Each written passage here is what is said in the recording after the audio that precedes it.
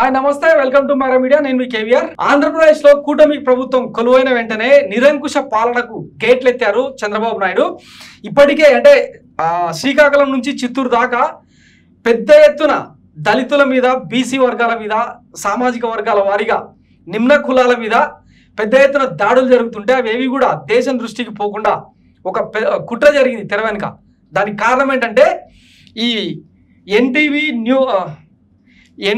TV9 సాక్షితో సహా ప్రధాన media సంస్థలన్నింటిని కూడా బ్యాన్ చేస్తూ ముఖ్యంగా అంటే ఈ సిటీ కేబుల్ వాళ్ళు ఎవరైతే ఉంటారో వాళ్ళందరినీ కూడా ఒత్తిడికి గురి చేసి బలవంతం చేసి వాళ్ళతో ప్రసారాలను బంద్ చేయించే కుట్రకు కూటమి సర్కార్ తెరదీసింది.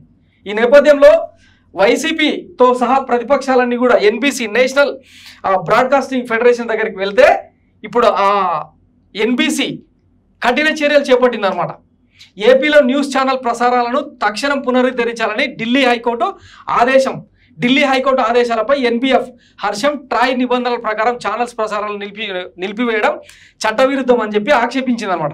సాక్షి, TV9, 10 TV, NTV news channels ప్రసారాలను పునరుద్ధరించాలంటూ 15 మల్టీ సిస్టమ్ ఆపరేటర్లను ఢిల్లీ హైకోర్టు ఆదేశించింది. భవిష్యత్తులోనూ ఛానల్స్ ప్రసారాలను అడ్డుకోకుండా ప్రభుత్వాలు నియంత్రణ సంస్థలు చర్యలు తీసుకోవాలని ఆదేశించింది. అలాగే రాజ్యాంగ హక్కులను కాపాడుతూ స్వేచ్ఛాయుత స్వతంత్ర మీడియాను ప్రోత్సహించినందుకు ఢిల్లీ హైకోర్టుకు ఎన్బీఎఫ్ అభినందనలు తెలిపింది. దీని మీద జాతీయ స్థాయిలో పెద్ద ఎత్తున ట్రోలింగ్ జరగడంతో కూటమి సర్కార్కు ఇప్పుడు పెద్ద చెంపదెబ్బ లాంటి తీర్పు అనమాట ఇది. వాస్తవానికి ప్రజాస్వామ్యంలో ప్రజాస్వామ్యయుతంగా ఎన్నికైన ఒక ప్రభుత్వం చేయాల్సిన పని కాదు ఇది. ఇప్పటికే ప్రతిపక్ష హోదా లేదని చెప్పి 11 సీట్లకు పరిమితమని చెప్పి అపోజిషన్ లేకుండా చేసే కుట్ర జరుగుతుంది. దానికి తోడు ఇట్లా ఛానల్స్ అన్నింటినీ కూడా బంద్ చేపిస్తే ఇక అక్కడ జరుగుతున్న వాయిస్ ఎవరికి వినిపించాలి? వాయిస్ ఆఫ్ వాయిస్లెస్గా ఎవరు ఉండాలి? ఎవరు నిలబడాలి?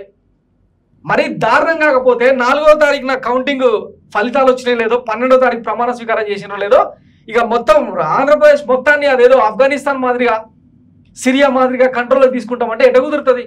సో ఇది టూ మచ్ నిరంకుశ పాలన అంటారు దీన్ని, విధ్వంసక పాలన. ఇప్పటికే వైసీపీ కేంద్ర కార్యాలయాలను కూల్చే కుట్ర జరుగుతుంది.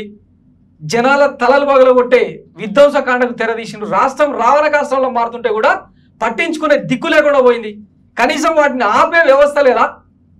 పోలీస్ యంత్రాంగం ఏం చేస్తున్నాడు? పోలీసులను ఉండగానే కూడా పోలీసుల సమక్షంలోనే దాడులు జరుగుతున్న వ్యవహారం ఎవరు ఖండించాలి? దీనికోసం కూటమి సర్కారును అధికారంలోకి తీసుకొచ్చుకుంది ఆంధ్రప్రదేశ్ ప్రజలు.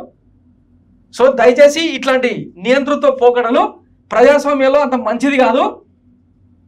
గతంలో చూసినాగా తెలంగాణలో ఎట్లా కుప్పకూలిపోయినరో, మీరు అంటున్న ఆంధ్రప్రదేశ్లో వైఎస్ జగన్మోహన్ రెడ్డి సర్కార్ ఎట్లా కుప్పకూలిందో అట్లాంటి గతే పట్టాలనుకుంటే ఇక మీ ఇష్టం వచ్చినట్టు రోడ్లెక్కి డ్యాన్సులు చేయండి. ఇది మాత్రం కరెక్ట్ కాదు. Thanks for watching Mara media. నేను మీ కేవీఆర్. Thank you.